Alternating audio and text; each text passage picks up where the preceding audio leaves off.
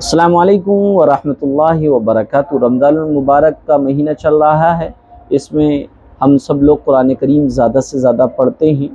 تو رمضان المبارک کے مہینے میں اور اس رمضان المبارک کے علاوہ دنوں میں ہم قرآن کریم پڑھتے ہیں، تو 3 ایسے وقت ہیں جس میں قرآن کریم کا پڑھنا بہتر نہیں ہے۔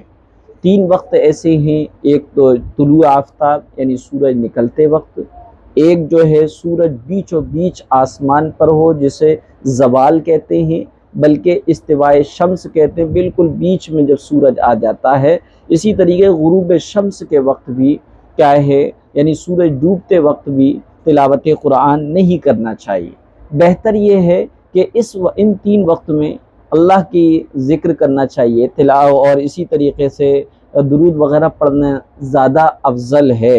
حالانکہ جو لوگ پڑھتے ہیں وہ منع نہیں ہے، کیونکہ ان 3 وقت میں صرف نماز پڑھنے کے لیے منع کیا گیا ہے۔ نماز نہیں ہے، سجدہ تلاوت نہیں ہے، نماز جنازہ نہیں ہے ان 3 وقتوں میں۔ لیکن علماء نے لکھا ہے کہ چونکہ قرآت یعنی قرآن کریم کا پڑھنا یہ نماز کے ارکان میں سے، نماز سے پہلے 7 چیزوں کا ہونا ضروری ہے: بدن کا پاک ہونا، جگہ کا پاک ہونا، کپڑوں کا پاک ہونا، ستر کا چھپانا، قبلے کی طرف رخ ہونا، نیت ہونا، وقت ہونا، یہ ان کو شرائط نماز کہتے ہیں۔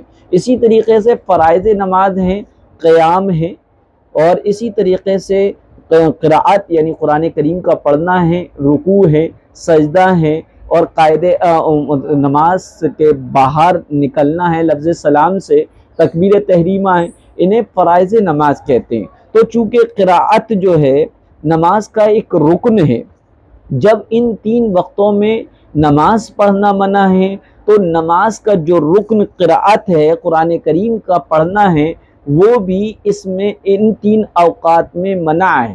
لیکن یہ میں بتا رہا ہوں کہ یہ افضل ہے۔ اگر کوئی ان 3 اوقات میں قرآن کریم پڑھتا ہے تو کوئی گناہ نہیں ہے، جائز ہے، اور کوئی ممانعت نہیں ہے شریعت میں۔